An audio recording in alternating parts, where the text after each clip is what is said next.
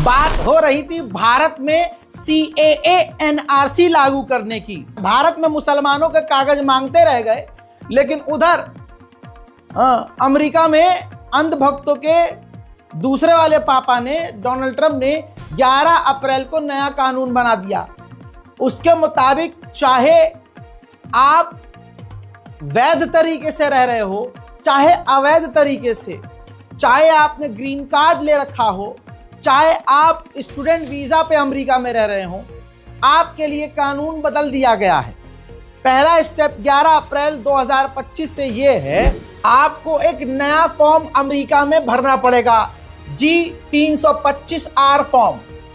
ये पंजीकरण यानी आपको रजिस्ट्रेशन करना होगा और अपने साथ दस्तावेज 24 घंटे रखने होंगे। अगर आप सुनो भक्तों जो अमेरिका में रहकर मोदी को सपोर्ट कर रहे हैं, CAA लागू होना चाहिए कह रहे थे तुम, अमेरिका ने तुम्हारी बात मान ली है। CAA अमेरिका में लागू कर दिया है। 24 घंटे तुम्हें कागजात अपने साथ रखने होंगे, वरना क्या होगा, अगर कोई बगैर कागजात के पुलिस को मिल गया, हत्थे चढ़ गया, तो उसके ऊपर भारी जुर्माना या उसकी गिरफ्तारी या उसको देश से निकाल सकती है ट्रंप की सरकार। इसके अलावा जो कि स्टूडेंट वीजा पर हैं, जो कि ग्रीन कार्ड लेकर रह रहे हैं, उनको फॉर्म दोबारा तो नहीं भरना है, लेकिन अब उन्हें अपने तमाम कागज बिल्कुल अपने साथ 24 घंटा जब भी वो घर से बाहर निकलेंगे, अपने साथ उन्हें कागज को रखना होगा। बताइए क्या ही जिंदगी है आण भक्तों की। वहां बैठकर जो CAA NRC के लिए चीख रहे थे, उन्हीं पर CAA NRC लागू हो गया। देखिए दोस्तों, आपकी स्क्रीन पर आज तक का भी सोर्स लगा रहा हूं। आज तक पे भी ये छप चुका है, हो सकता है ये डिलीट कर दिया जाए, इसलिए पहले ही सोर्स ले लिया है। दोस्तों, यह नियम का नाम है protection the American people against invasion, यानी इस आदेश के तहत किसी भी बंदे को, चाहे वो लीगल तरीके से रह रहा हो, स्टूडेंट वाले वीजा पर हो या फिर बिजनेस वीजा पर हो, अब कागज अपने साथ 24 घंटे रखने पड़ेंगे।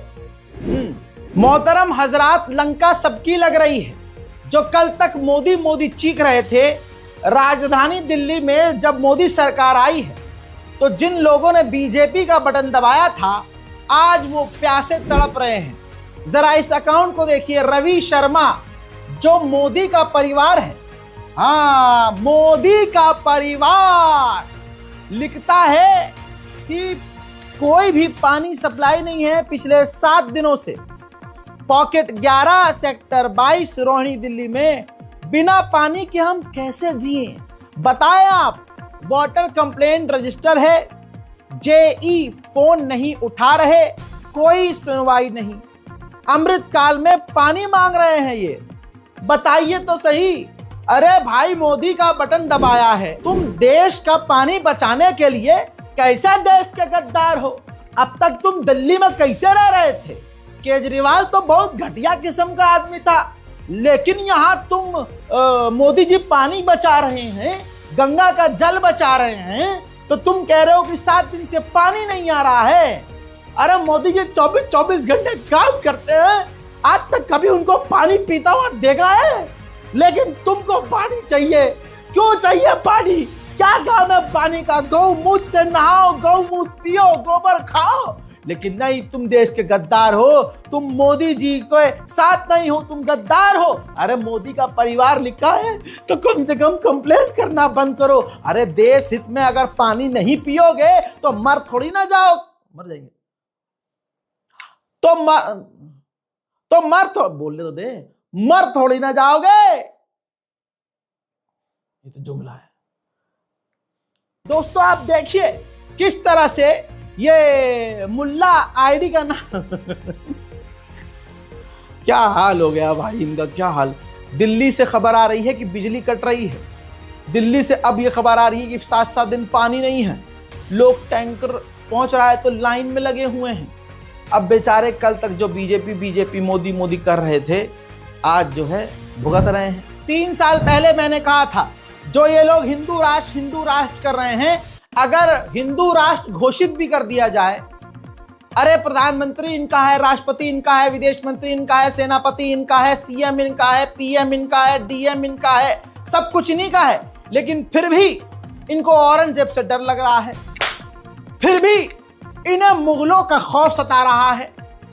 कमाल यह है कि आज ये आपस में भी शुरू हो चुके हैं। याद रखना मेरे हिंदू भाइयों, तुमने मुसलमानों की चूड़ी टाइट करने के चक्कर में मोदी को वोट तो दे दिया, लेकिन साथ में तुम्हारी भी नली टाइट कर रहे हैं ये लोग। ये तुम समझने में देर कर दोगे। हाँ, बहुत टाइट कर देंगे। मुसलमान को तो आदत है दबने की, आप तो चौड़े में रहे हो, आपका दम घुटेगा, बिल्कुल घुटेगा। दोस्तों, ये अखबार की कटिंग आपके सामने है, इसके बाद मैं सबूत भी आपको दिखाऊंगा। दादागिरी देखिए, लाल बत्ती वाली गाड़ियां दर्जनों। मंदिर पहुंचा विधायक गोलू शुक्ला का बेटा। चामुंडा टेकरी पर विधायक के बेटे का हंगामा देर रात को, पुजारी के बेटे को पीटा और रात 12:40 पर खुलवाए गेट। देखिए, मंदिर का एक बाहर का गेट होता है और मेन एक अंदर का गेट होता है जहां पर भगवान विराजमान होते हैं। इन्होंने, अब आपके सामने ये वीडियो देखिए, आज तक पर भी ये डिजिटल मीडिया प्लेटफॉर्म पर एक खबर आ चुकी है। देवास में पुजारी के बेटे की पिटाई जो है, बड़ा एक लंबा चौड़ा काफला था फॉर्च्यूनर का, उस पर हीरोपंती झाड़ते हुए बीजेपी एमएलए गोलू शुक्ला के बेटे रुद्राक्ष शुक्ला जो है अपने पूरे सपोर्टर के साथ जो हैं मंदिर में पहुंचे हैं। और मंदिर का एक रूल होता है कि इस समय मेन जो गेट है जहां भगवान विराजमान होते हैं वो गेट बंद कर दिया जाएगा। जबरदस्ती गेट खुलवाया और पुजारी के बेटे को थप्पड़ जड़ दिया। तकरीबन 12:40 पे आए और 8-10 फोर व्हीलर थी, उसमें 20-25-30 जने थे करीबन। यहाँ से आए, मैं पट बंद कर चुका था, वो पट खोलने के मांग करते हैं, मतलब जब जोर जबरदस्ती करते हैं। फिर मैंने मना कर दिया तो धमकी देते कि जान से मार दूंगा, गोली मार दूंगा, तो यहाँ से फेंक दूंगा। और फिर यहाँ से जब ये जाते हैं तो एक जीतू रघुवंशी के साथ के लोग थे, तो यहाँ से आते एक गले में हाथ डाल के कोई टप्पू मार रहा है, कोई कान खींच के यहाँ लाया और यहाँ पर चाटे मारे। और रात्रि में जो लोग गए, कितनी गाड़ियां थी और क्या पूरा विस्तार से बताएं आप। ये थाना कोतवाली क्षेत्र की घटना है। उपदेशनाथ पुजारी पिता महेश पुजारी, इनके द्वारा ये छोटी माता मंदिर पर टेकरी पर सेवा करते हैं और इनके द्वारा एक लेखी आवेदन थाना कोतवाली पर दिया गया था, जिस पर इनके द्वारा उस आवेदन में उल्लेख है कि जीतू रघुवंशी नाम का व्यक्ति है जो देवास का ही रहने वाला है और इसका पूर्व का भी आपराधिक रिकॉर्ड है। लगभग इसके 6 से 7 अपराध हैं। आपराधिक प्रवृत्ति का ये व्यक्ति है। इसके साथ 10-12 वाहन और कुछ लोग वहां पहुंचे थे और इनके द्वारा जो है ना जबरदस्ती पट बंद होने के पश्चात गेट खुलवाने की बात कही गई और पुजारी द्वारा जब इनसे मना किया गया तो इनके द्वारा पुजारी के साथ गाली गलौज की गई और मारपीट की गई। इस पर थाना कोतवाली पर अपराध पंजीबद्ध किया गया। अपराध पंजीबद्ध करने के पश्चात जो है वेचना में लिया गया है। सर, बड़ा सवाल ये, सर इतनी गाड़ी जब ताला लगा रहता है तो क्यों खोली गई, किसके प्रेशर पे खोली गई सर? ये इस संबंध पुलिस के जवान वहाँ पे तैनात रहते हैं, ये जांच का विषय है। और इस संबंध में चूंकि माता टेकरी पर लगभग 50 से 60 कैमरे लगे हुए हैं तो कैमरे खंगाले जा रहे हैं और आगे इस संबंध में वैधानिक कार्रवाई की जाएगी। तो दोस्तों, ये आपस में भी शुरू हो चुके हैं, यानी मुसलमानों के बाद अब हिंदुओं का भी नंबर आ चुका है। याद रखना हिंदू भाइयों, आपने जिसको चुना है वो सिर्फ हमारे लिए नहीं खतरा है। हमेशा से कहते आए हैं ना कि देश के लिए खतरा है ये, तो दोस्तों ये देश के लिए खतरा है। दादागिरी, आवारागर्दी, ड्रामेबाजी, सब कुछ। और अब मंदिर में मतलब नेता हैं तो भगवान इनके हिसाब से जो है दर्शन देंगे और भगवान के लिए जो दरवाजे हैं इनके हिसाब से खुल जाएंगे। और यही पार्टी कहती है कि हमने वीवीआईपी कल्चर खत्म किया है। सच देखिए, इसी तरह से दंगाई मुसलमान को बताया जाता है, लेकिन ये देख लिए, मुसलमान 2 मिनट के लिए सड़क पर नमाज नहीं पढ़ सकता, मुसलमान नारेबाजी नहीं कर सकता। लेकिन ये देखिए, बीजेपी के नेता झारखंड में मनीष जायसवाल अपने सपोर्टर्स को हथियार बांट रहे हैं, तलवार बांट रहे हैं। और फिर ये भीड़ क्या करेगी आपको पता है। अभी बैक टू बैक कई 12 महीने में 48 इनके त्यौहार होते हैं। हमारे हिंदुस्तान में सबसे ज्यादा त्यौहार होते हैं। अब हनुमान जयंती बाद में है, लेकिन रैलियां पहले से निकल रही हैं। हनुमान जयंती बाद में है, सड़कों को घेर कर जी हाँ, वो प्रसाद बांटा जा रहा है, किसी मुसलमान को कोई ऑब्जेक्शन नहीं है, मुझे भी नहीं है। लेकिन दोगलापंती यहाँ देखिए कि अगले ही दिन अगर मुसलमानों का कोई त्योहार हो, प्रोग्राम हो, तो अगला धमकी देता है पासपोर्ट छीन लिया जाएगा और गिरफ्तारी भी कर ली जाएगी, और यहाँ हथियार बांटा जा रहा है। दोस्तों, अब आपको देखना यह है कि सच किधर है, आतंक किधर है। इसी तरह से जो कलयुग चल रहा है, यहाँ पर आतंकवादी को आप आतंकवादी नहीं कह सकते। आतंकवादी यहाँ का हीरो होगा, गुंडे मवाली जो हैं संसद में होंगे। तो ऐसे में आप समझने की कोशिश कीजिए कि संघी बोल दिया कन्हैया कुमार ने, जिस इंसान को बोला संघी बोला, और वो संघी है, संघी का मतलब जो आरएसएस से है। तो पत्रकार को जो संघी जुमला है उसे वो संघी गाली जैसा लगा, और तुरंत तथाकथित पत्रकार वो बीजेपी की प्रवक्ता बन गई। देखिए, मोदी जी संघी हैं और जा करके ना शपथ लेते होंगे जब करते होंगे आरएसएस तब। तो आप और संघी इस तरीके से क्यों बोल रहे हो जैसे वो गाली हो? संघी है मतलब है, क्या मतलब होता है कन्हैया? गाली है। जिसने गांधी को गोली मारी वो गाली है, वो आतंकवादी है। मतलब आरएसएस के जो मेंबर्स हैं उनको आप गाली दे रहे हो? आतंकवादी है, आतंकवादी है। और आप ये स्टेटमेंट आपकी जिम्मेदार स्टेटमेंट है। गांधी को गोली मारना सही है? मतलब आप एक मिनट, ना, ये प्रवक्ता वाली बात है। आप कह रहे हैं गांधी को गोली मारना सही है? आरएसएस का हर मेंबर को गांधी को गोली मारना सही है? हाँ? गांधी को गोली मारना सही है? आप गांधी को गोली मारना से आरएसएस को कनेक्ट करके आरएसएस का कनेक्ट कर रहे हैं, गाली दे रहे हैं। कनेक्ट कर रहे हैं। गोड से आरएसएस का है कि नहीं? आपको इसी तरह से पता चलना चाहिए कि आतंकवाद का कलर क्या है, आतंकवाद का रूप क्या है, और किस समाज से आतंकवाद आ रहा है।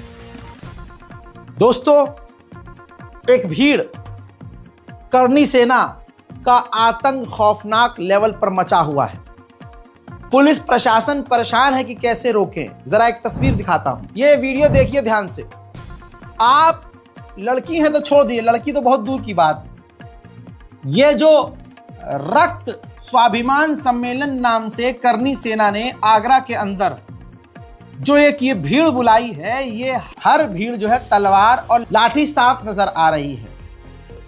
और ये एमपी जो रामजी लाल सुमन है, उनको कत्ल करने के लिए भीड़ इकट्ठा हुई है।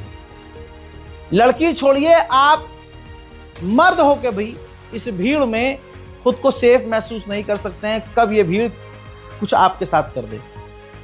अगर ध्यान से देखेंगे तो आपको ये ज़ॉम्बीज़ ही, यानी एक हैवान नजर आएगी और कुछ नहीं। अब इसी भीड़ में एक व्यक्ति दावा करता है कि मैं वो हूं जिसने 2018 में, तुमने पहचाना नहीं, मैं वो हूं जिसने 2018 में रावण के ऊपर, जी हां, चंद्रशेखर रावण के ऊपर गोली चलाई थी, और उसको फखरिया बता रहा है और धमकी दे रहा है कि ये जो नेताजी हैं अखिलेश यादव के, इसके भी मैं गोली मारूंगा।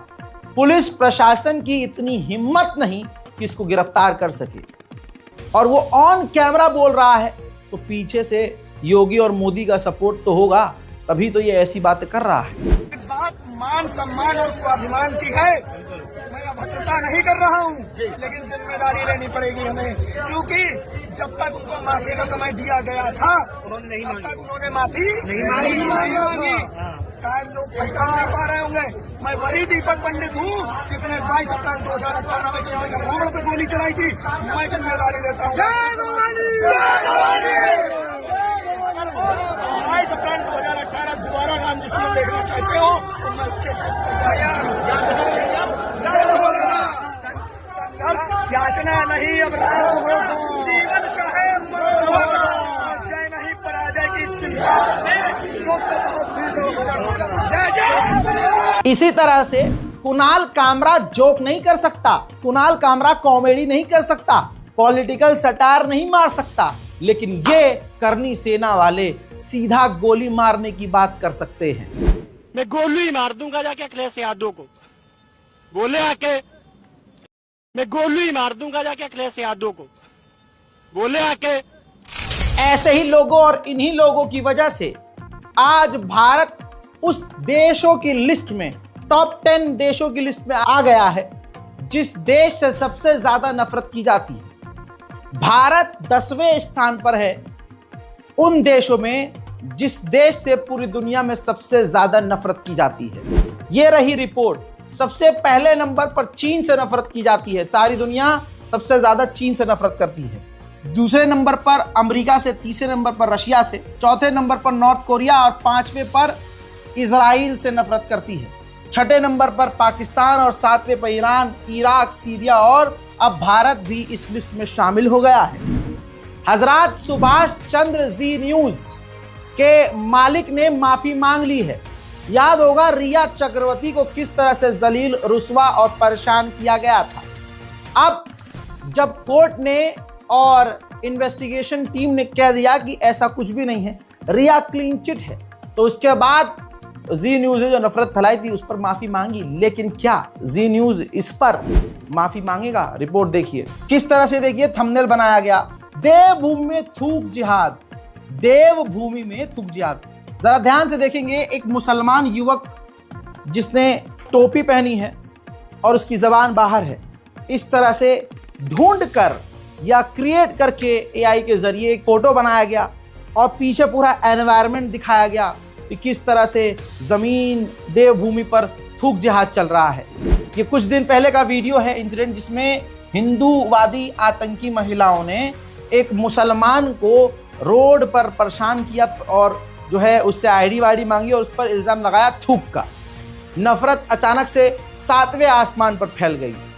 अब जब शिमला पुलिस को यह पता चला, क्योंकि वो हिंदूवादी संगठन थे, पुलिस डरती थी, लेकिन शिमला पुलिस ने इस बार अपना जो पक्ष है वो निष्पक्ष रखा और ये देखिए नोटिस जारी कर दिया।